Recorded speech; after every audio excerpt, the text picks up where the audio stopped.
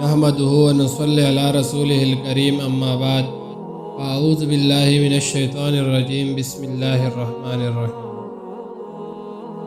وہ ایک نیک طبیعت، خوش اخلاق اور پسندیدہ عادات کا حکمران تھا۔ بادشاہ کی حیثیت سے وہ قدر شناسی اور حق گوئی میں اپنا جواب نہ رکھتا تھا۔ ایک بار اس کے ذہن میں یہ بات آئی کہ اس نے غیر مسلم منگولوں کے ساتھ بارہا جنگیں کی ہیں، انہیں کئی بار شکستوں سے دوچار کیا اور مسلمانوں کو ان کے ظلم اور تعدی سے بچایا۔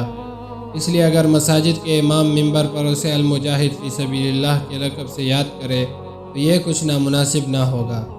اس خیال کے پیش نظر ایک روز اس نے اپنی بیوی سے کہا، جب کسی مبارکباد کے موقع پر سلطنت کے علماء اور قاضی قصر میں حاضر ہو تو تم ان کے پاس کسی آدمی کو بیچ کر کہنا کہ جمعہ کے خطبہ میں وہ مجھے المجاہد فی سبیل اللہ کے لقب سے یاد کریں۔ اتفاق سے ان دنوں ایک شادی کے معاملے میں سب علماء، قاضی اور مفتی صاحبان قصر میں حاضر ہوئے، اسے مبارکباد دی۔ اس موقع پر اس کی بیوی نے اس کی ہدایت کے مطابق ان علماء سے متذکرہ بالا درخواست کی کہ اسے خطبوں میں المجاہد فی سبیل اللہ کہہ کر پکارا جائے۔ اس کی بیوی کا یہ پیغام سن کر تمام قاضیوں اور علماء نے اس تجویز سے اتفاق کیا اور کہنے لگے اسے المجاہد فی سبیل اللہ کے نام سے خطبوں میں یاد کرنا جائز ہے۔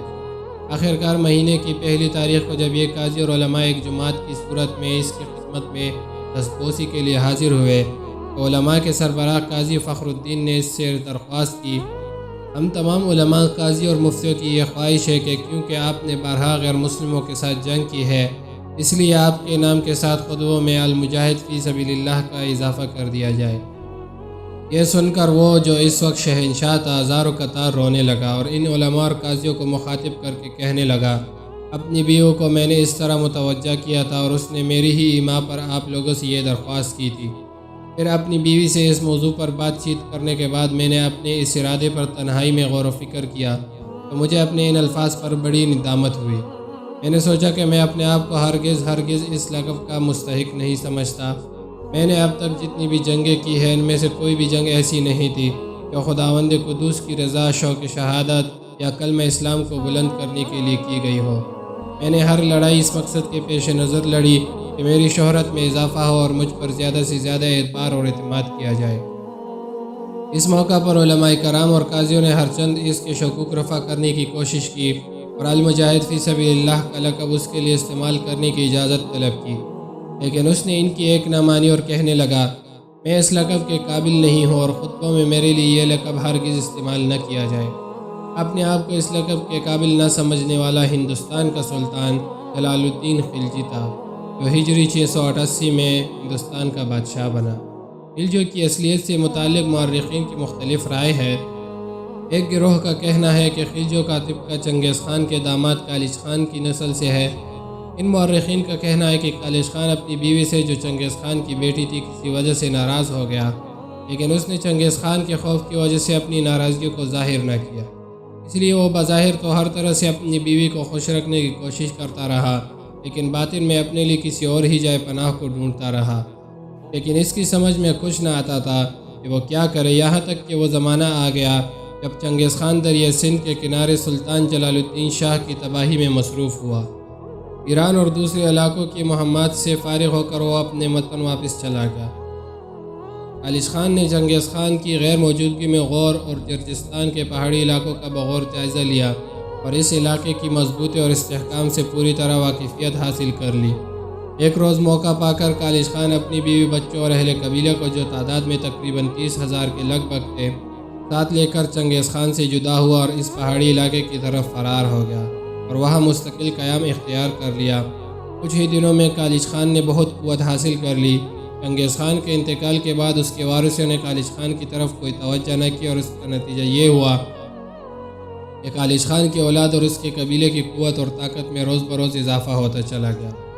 مورخین کا دوسرا گروہ کہتا ہے کہ چنگیز خان سے پہلے بھی خلجی موجود تھے۔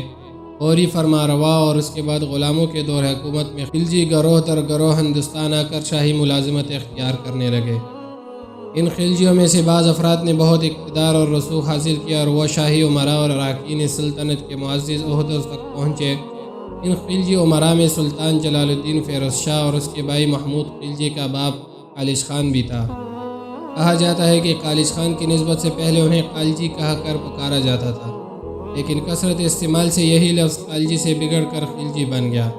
مورخین کا تیسرا گروہ کہتا ہے کہ حضرت نوح علیہ السلام کے بیٹے یافت کے بیٹے ترک بن یافت کے 11 بیٹوں میں سے ایک کا نام خلج تھا، اور خلجی اسی کی اولاد کو کہا جاتا ہے۔ اس گروہ کا کہنا ہے اگر خلجی چنگیز خان کے داماد کالج خان کی نسل سے ہوتے تو پھر ان کا وجود چنگیز خان کے بعد ثابت ہونا چاہیے، جو غلط ہے، کیونکہ معتبر تاریخوں کے مطالعے سے معلوم ہوتا ہے کہ چنگیز خان سے بہت پہلے سلطان محمود غزنوی کے بہت سے امراء خلجی تھے، اور یہ بات مسلم ہے کہ سلطان محمود غزنوی چنگیز خان سے پہلے گزرا ہے۔ مورخین کہتے ہیں ہاں یہ ہو سکتا ہے کہ کالج خان خود بھی خلجی خاندان سے تعلق رکھتا ہو، اور سلطان جلال الدین اور اس کے بھائی سلطان محمود خلجی اس کی نسل سے ہو۔ سلطان جلال الدین خلجی کے تخت و تاج کے مالک بننے سے پہلے ہندوستان میں سلطان شہاب الدین غوری کے غلاموں کی حکومت تھی، اسے خاندان غلاماء کہہ کر پکارا جاتا ہے۔ خاندان غلاماء کے نامور سلطان غیاث الدین بلبن کی وفات کے بعد اس کے پوتے کیقوباد کو ہندوستان کے تخت و تاج کا مالک بنا دیا گیا۔ یہ کیقوباد 3 سال ہی حکومت کرنے پایا تھا کہ وہ لکو اور فالج کے مرض میں مبتلا ہو گیا۔ آخرکار اس کا مرض روز بروز بڑھتا چلا گیا، اور اس لقوے اور فالج نے اسے بستر پر گرا دیا۔ فالج ہونے کی وجہ سے کیقوباد بالکل ہی معذور ہو گیا، میرے سلطنت چلانے کے قابل بھی نہ رہا، اور سلطنت کے کاموں میں برائے نام ہی حصہ لیا کرتا۔